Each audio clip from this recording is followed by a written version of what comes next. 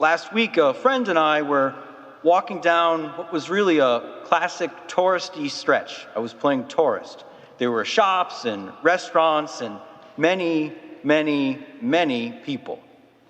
But we happened upon a very large gathering of people behind a fence, and they were actually attending a concert.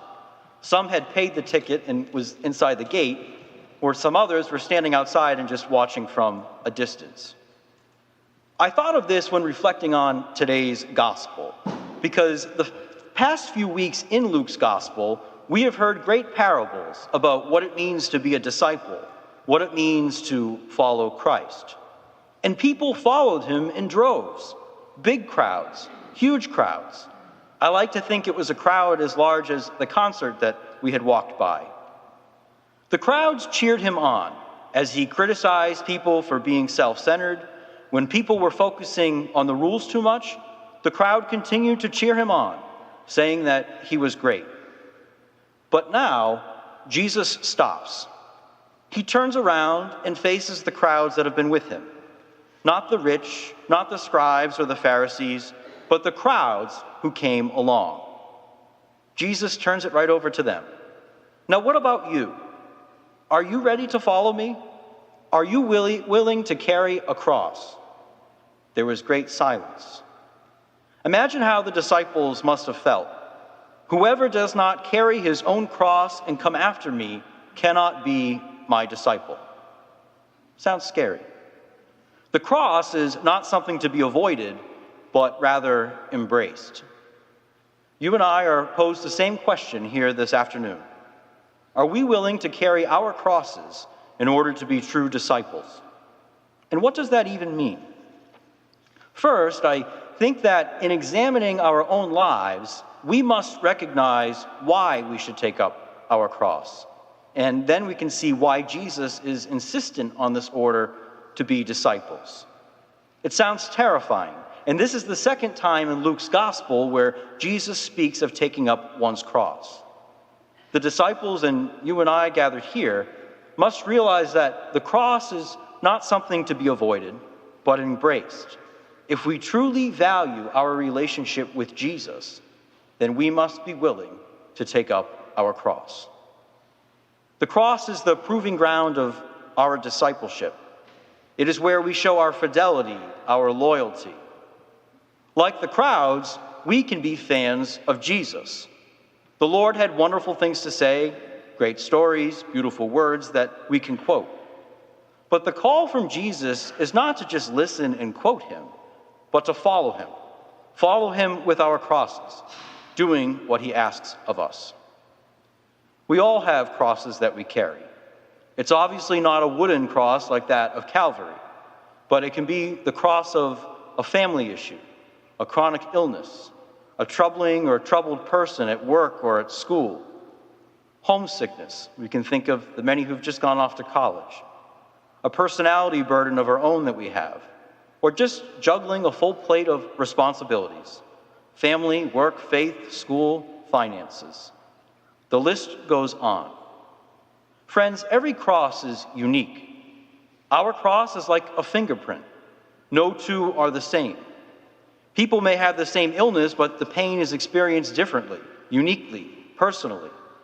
Carrying our cross is our way, our unique and very personal way of showing our fidelity to the Lord. Yet we still hesitate. We still fear. None of our crosses are too heavy for us to carry to the Lord. The Lord knows our deepest selves, and he wants to liberate us by showing us how to carry our crosses. Notice that Jesus doesn't say that he judges what our crosses are.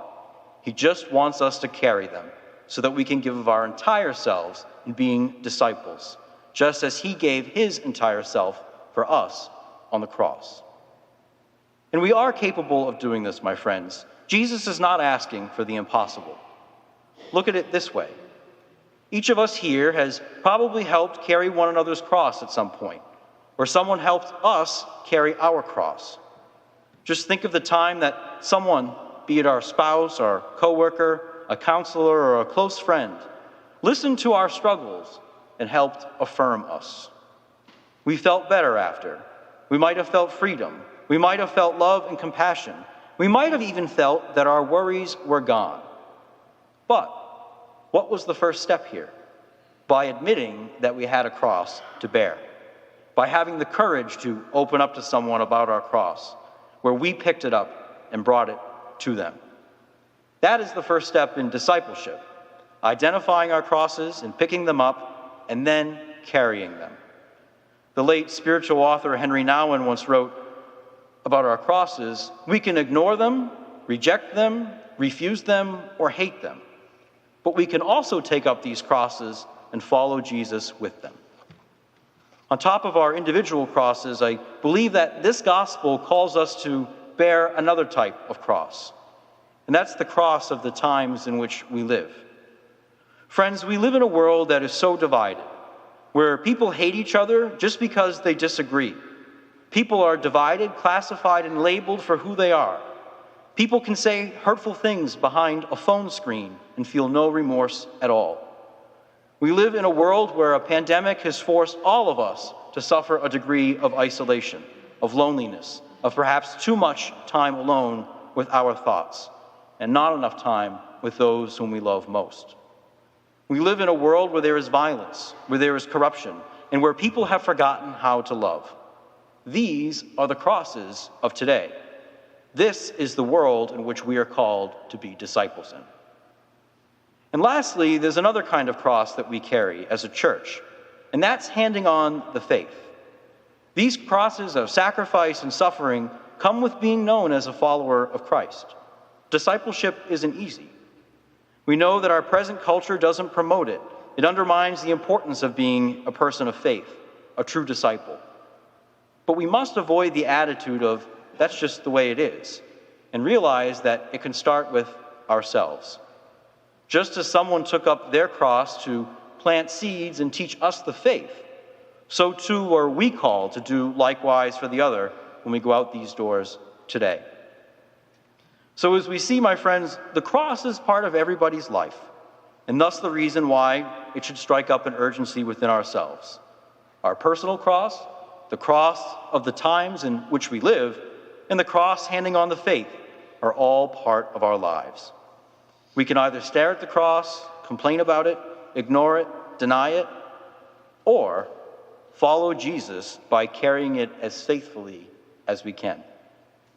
Commenting and talking about the cross doesn't bring salvation, but carrying it as a faithful Christian does. As we gather around this table of the Lord today, we are given the opportunity to pick up our cross with Christ and for Christ. Let's face it, we are walking with Jesus either as a crowd of fans or as committed disciples. It's one or the other. The fans will hear and sing about new life in Christ, but only the disciple will know the power, the peace, and the glory of the new life that comes from carrying our cross with Christ, whatever that cross may be. Each of us has our own story, our own crosses, and our own struggles. And Christ calls us to embrace ourselves, take up our crosses, and follow him. While the crowd is willing to listen to the words of Jesus that are pleasing, they are unwilling to do what is required of being a true disciple of Jesus Christ. The quickest way that we can be deeply changed from a fan of Christ into a true disciple is by taking up our crosses. Are we willing to give up our seats in the crowd to be active members? That, my friends, is up to us.